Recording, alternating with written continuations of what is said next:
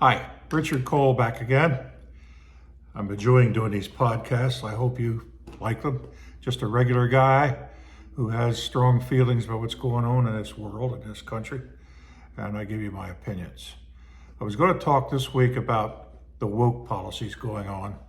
I decided to shelve that for another week. Then I thought I'd talk about all these student demonstrations, these stupid demonstrations that are going on. They really do upset me. But then I read something this morning that I thought I should talk about. I read some professor said that, or they said that he has predicted accurately the winners in the last 10 presidential elections, except for one. And the one he missed was Al Gore or George Bush. But you might say he could have won that. That was really, really, really close. But what bothers me is he has predicted Biden to win this election. We have to do all we can to stop that. We have to make this professor wrong. There's so many reasons that you just look out the window and see what's going on in this world, and you know it's going right to hell under Biden. So then I got to thinking about what's going on. His opposition is Trump. I'm not a conspiracy person, but I actually think that the Biden administration is weaponizing their Justice Department to go after him, keep him on the sidelines so he can't campaign. He's stuck in court. He's using the money that would go toward campaigns. He's actually down to just a few $1 million in that. I guess he put his own money in. He's looking at donors to come in and help him. But this really upset me. He's got five cases against him that he's being charged with, very serious cases. If I had one, I would be upset and worried about it, couldn't sleep, let alone he has five, and whenever he has time, he's campaigning. He's running for president with all this. He always seems to be alert and awake, unlike Biden. So let's go through those five cases. My prediction, by the way, is he is going to win all five of them. And I'll tell you why. The first one is where he overvalued his property. I talked about that in my first podcast, how it wasn't a crime. He overvalued it they said, to get better loans, and therefore it's fraud. Well, it wasn't, because the bank didn't accept his evaluations. They did their own. They gave him a loan and paid the loan off. So there was no victim. So that one's out. I mean, he lost it because of a crazy judge, but it's going to be lost or won on appeal. I guarantee you that. The next one is the hush money case, which is going on right now in New York by District Attorney Bragg, who lets all the criminals go loose, but he goes after Trump. This is a case where they say that he had paid money to a porn star and to a model who said they accused him of having an affair with them, and he paid them to keep quiet, they said, to help his 2016 presidential election. And the payments were made in 2016. The problem with that is, I think he did have the affairs, and you could say he was paying it. The main reason he was paying it was so Melania wouldn't find out.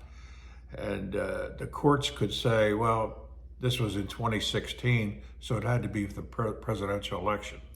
On the other hand, the porn star thought this was a great time to go after him for money when he's running for president. So that's why she came after him, and he did not want Melania to find out. That's my view. So that's going to be one, because they can't prove that he committed a crime here. And by the way, it was a state law, which was a misdemeanor, and the statute of limitations already ran out on that, so they have finagled it somehow to make it a federal crime. A local or a New York district attorney, New York City district attorney, is doing that. He's going to win this. If he doesn't win it with this New York jury, he will win it on appeal. The third one is the January 6th insurrection, so it's called. They're accusing him of inciting the insurrection. First of all, no one's really said it is an insurrection. There's no legal court somewhere that said it was an insurrection. It was a riot. But Trump made a speech and said, get up there, get up to the Capitol, blah, blah, blah. But he did say peacefully. He never said break windows, knock doors down, hit police and all that. Never did. So he also asked Nancy Pelosi, who was Speaker of the House then, if they could bring in National Guard ahead of time, and she turned it down. She thought it wouldn't look good to have that there. So she's more at fault than he is, I think. So anyway, that will be thrown out. There's no way of really proving he had anything to do with what went on there. The next one is the Georgia RICO case. That's where they're accusing him of trying to get some more votes out down in Georgia so he would win that election, or win that state in the election. The problem is they have a phone call where he said, find me 11,000 votes. Well, that doesn't mean you go out and do it illegally. It could just mean check your records, see if you missed anything, check for mail-in ballots, do whatever you can, and see if there's 11,000 legal ballots out there. That's how Trump would interpret that. But the stupid district attorney, and I'll tell you how stupid she is saying that he did it ask for legal votes, find out legal votes so that tamper with the ballots so that they would win. She, by the way, the district attorney's been found to have had an affair with her chief attorney assisting her prosecutor, and he never had any experience in this type of trial before. He was a divorce attorney, and she paid him tons of money on this case, and he then took her on trips. So it looks very bad, like in effect she was being paid off by this court case. It looks bad. I think she'll be taken off the case, and the case will be won anyway on its merits. Then finally, the confidential documents. The confidential documents that Trump had in his possession at Mar-a-Lago, he had them, but so did every president since Eisenhower. They've all taken confidential documents home. Why do they do that? They want to write memoirs. And they want, when the documents are cleared, to be able to put them in the presidential libraries. I think there's too many presidential libraries out there.